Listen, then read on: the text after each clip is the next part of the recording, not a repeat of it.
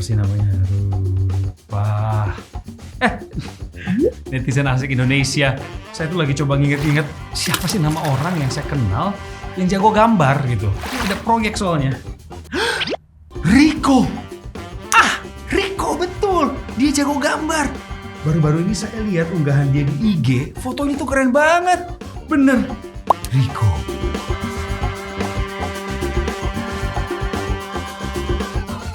Bersyukur banget kita hidup di zaman seperti sekarang yang serba canggih. Ada teknologi, kemudian internet, media sosial. Semua itu mendukung persepsi orang lain terhadap diri kita ketika kita sedang melakukan pencitraan yang positif atau dikenal juga dengan istilah personal branding. Sederhananya adalah pencitraan diri atau personal branding adalah cara kita memperkenalkan diri kita kepada orang lain sehingga di mata orang lain muncullah persepsi tentang diri kita yang memiliki ciri tertentu.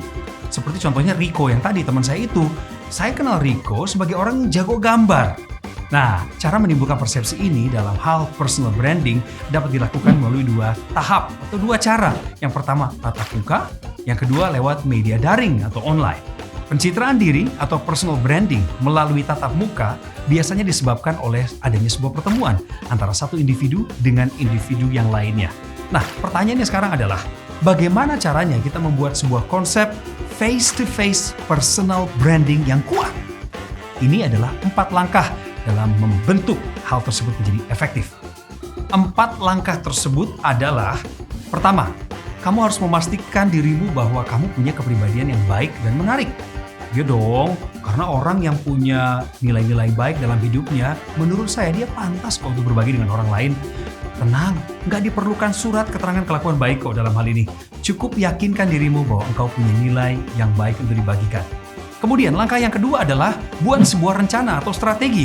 Jangan sekadarnya, jangan cuma pengen nyemplung aja tanpa ada persiapan. Tentu saja harus terencana, karena ini berkaitan dengan pencitraan dirimu yang nantinya akan diketahui oleh orang lain. Langkah yang ketiga, nah kadang-kadang orang suka lemah di sini. Dia bisa memulai hal yang baik, hal yang positif, tapi nggak konsisten menjaganya. Maka dari itu, terus kembangkan kepribadianmu yang positif.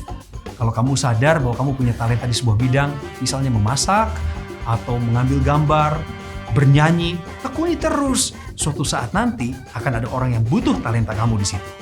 Langkah yang keempat adalah kamu mesti jadi orang yang kritis sekaligus objektif. Jangan jadi orang yang biasa-biasa aja. Terima info, main sebar. Nggak lakukan riset terlebih dahulu. Ini penting sekali, sehingga ketika kamu tampil di depan orang lain, kamu disebut sebagai orang yang penuh dengan persiapan. Dan jangan lupa untuk menyelipkan konten atau isian yang menarik, yang informatif, dan kalau bisa nih, usahakan sesuatu yang baru saja akan didengar oleh orang lain.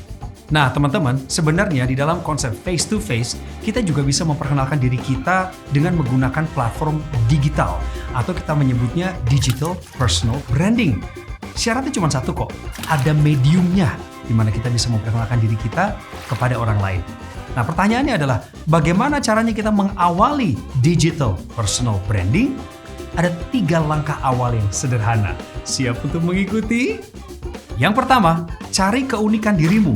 Apa yang membedakan antara kamu dengan orang lain?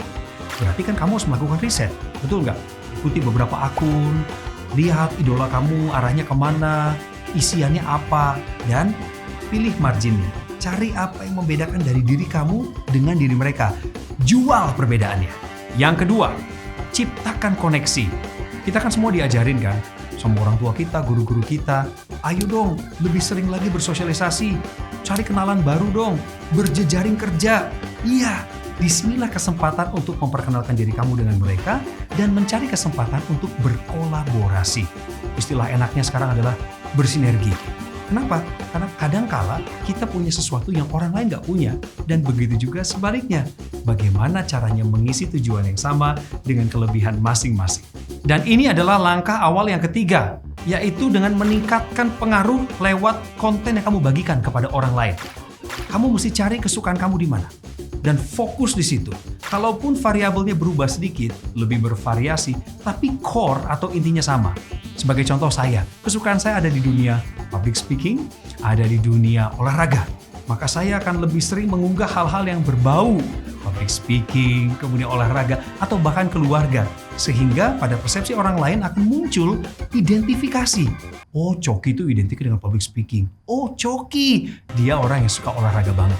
Langkah awal sudah, sekarang kita masuk bagaimana caranya membangun personal digital branding. 7 langkah awal sebagai berikut. Yang pertama adalah jangan lupa untuk menggunakan akun dengan nama asli kamu. Jangan pernah pakai samaran karena kita bicara tentang pencitraan diri. Yang kedua, gunakan foto profesional. Usahakan atau minimal layaklah. Jangan sampai kalau udah dibuka blur begitu. Gunakan foto yang standarnya bagus.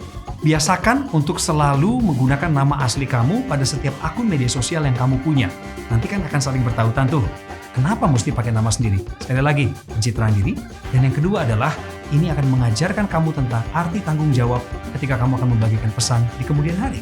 Strategi yang keempat adalah, tuliskan paling sedikit 5 kata yang mendeskripsikan tentang siapa diri kamu pada kolom bio.